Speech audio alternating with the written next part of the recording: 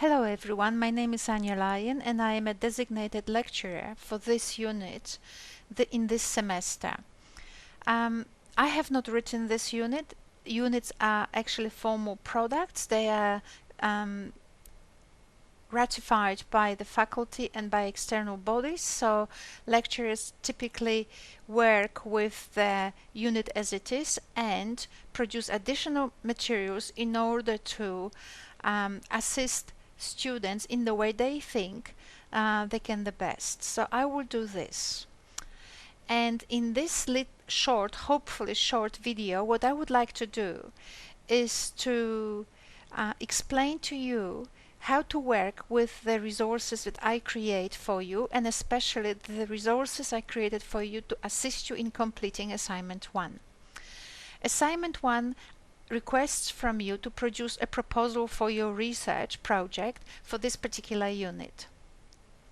Now, you will see here that your proposal has particular order here in which we expect that your text will be organized. However, the reason that I'm actually talking to you is to teach you particular skills, and one of them is to make it clear that how you present your work and how you draft your work are two different processes.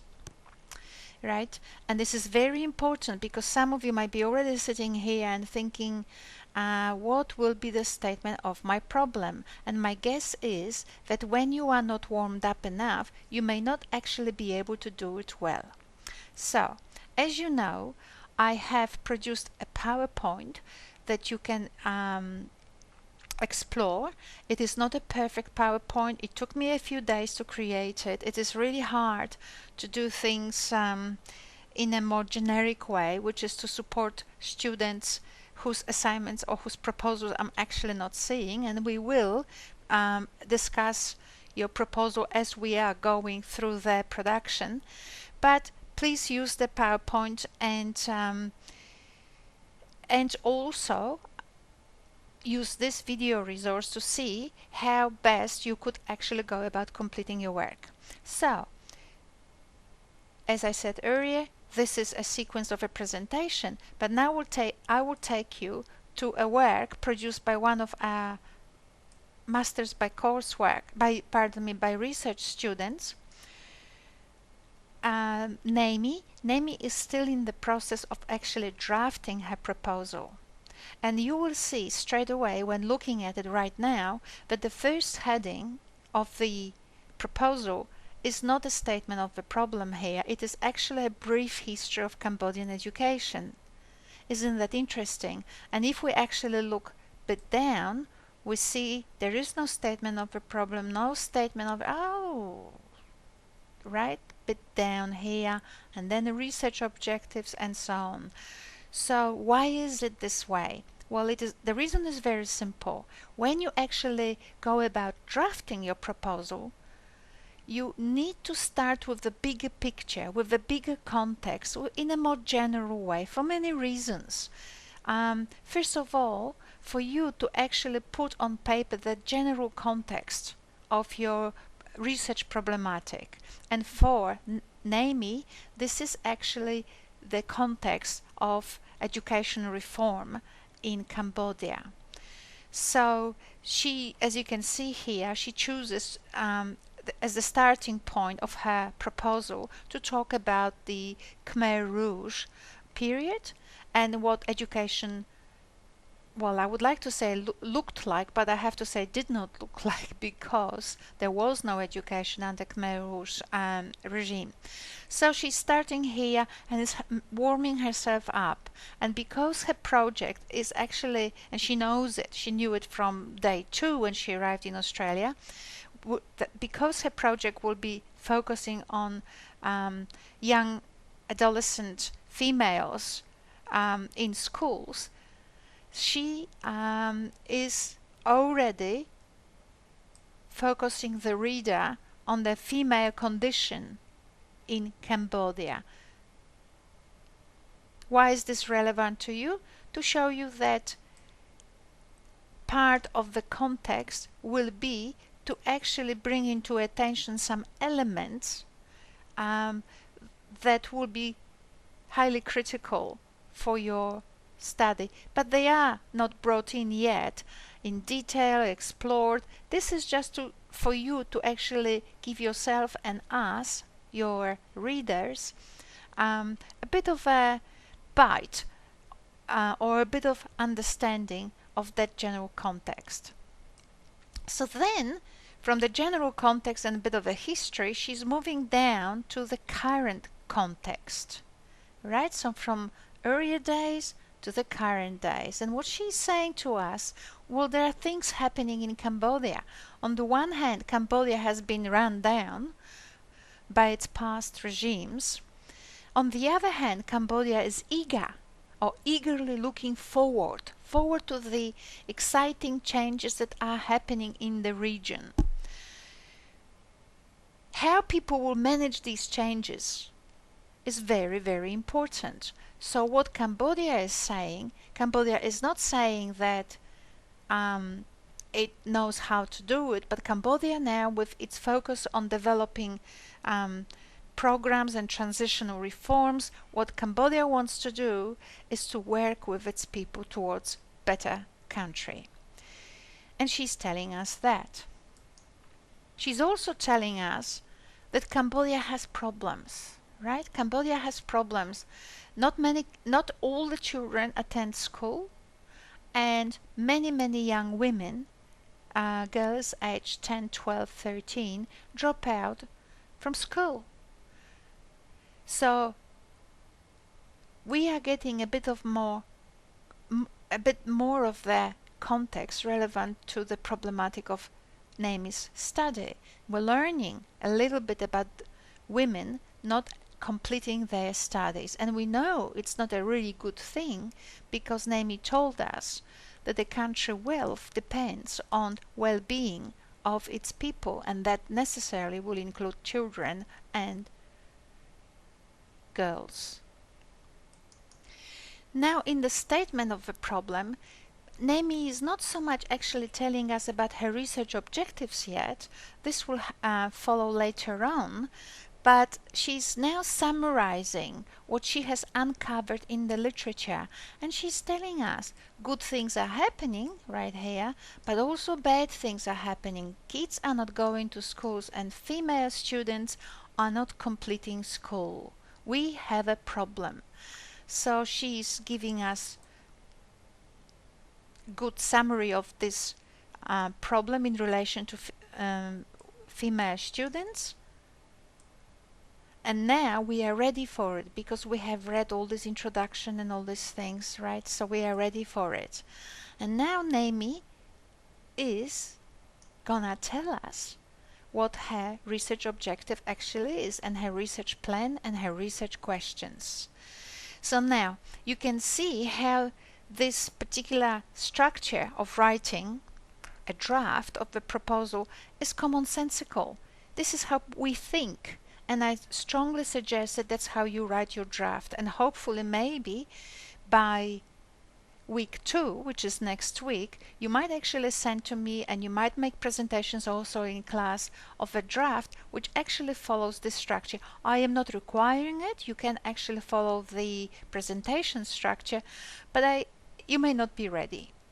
So once we know that this issue of young girls dropping out of a school is really a problem, and Naomi now really in the research, in the statement of the problem, really made it visible to us, what we want to know is what Naomi will be doing. And Naomi is telling us we have a contrast. We have a contrast between opportunities and the realities. And what she will do is look at that contrast from the perspective of the opportunities that this may actually use to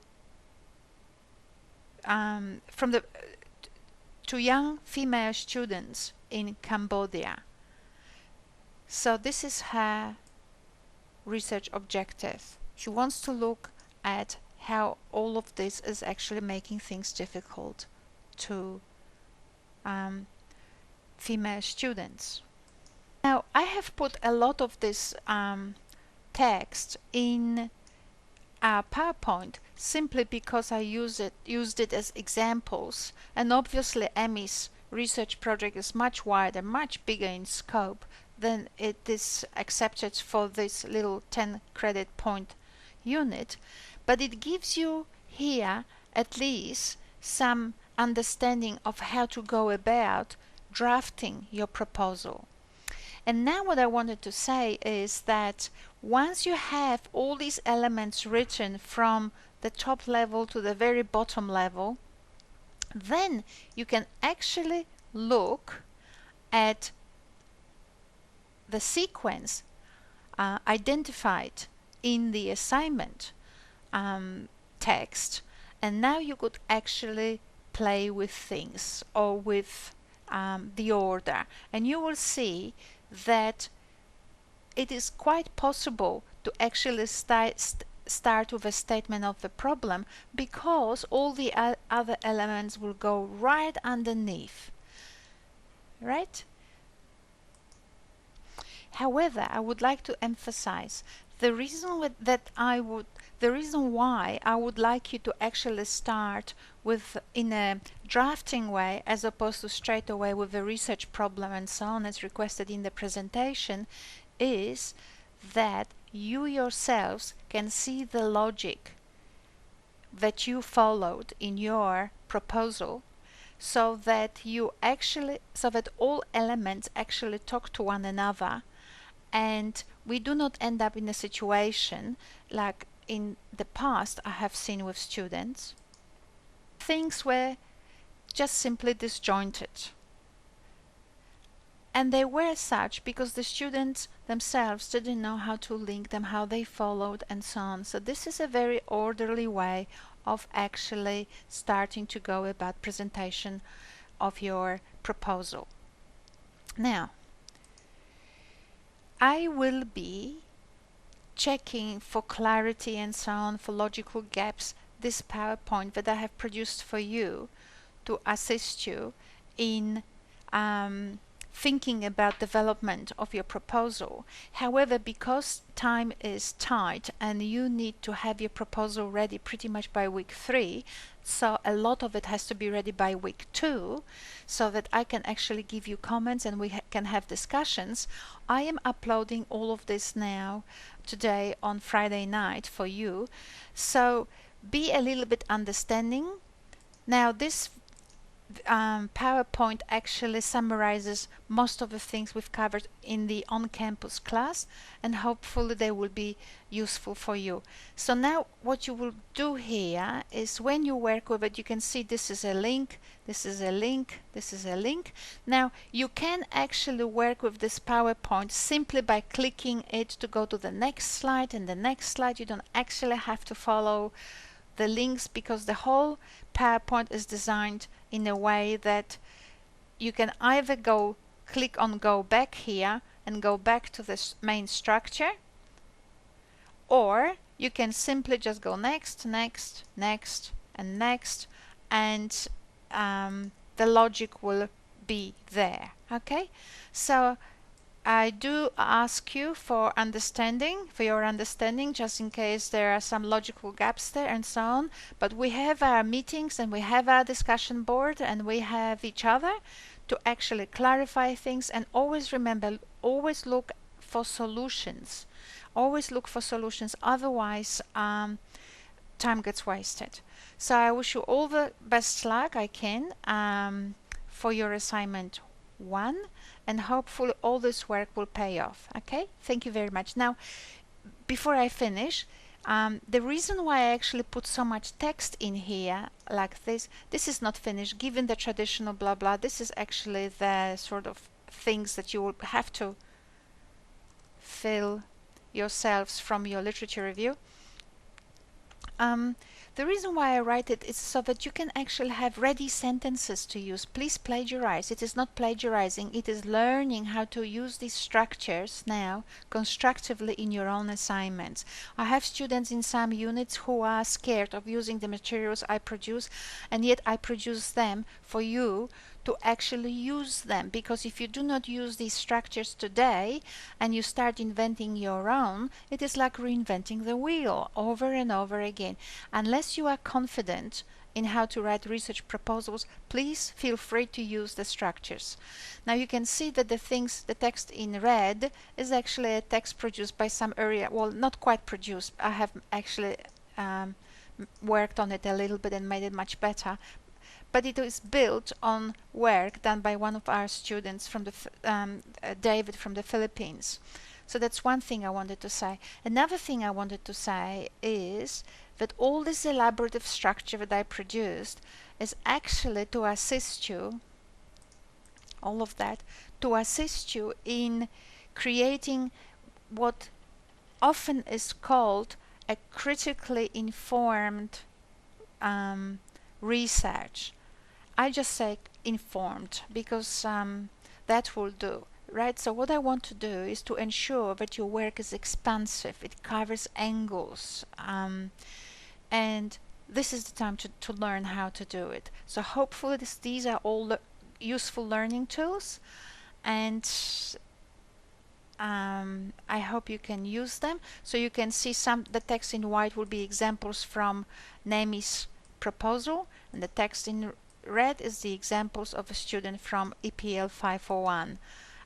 I inserted them both here because you might use this resource for many different purposes, also just simply to compare and contrast. I don't know, I did it, hopefully it's of use. If it's not of use, ignore those slides that are useless. Alright, best of luck.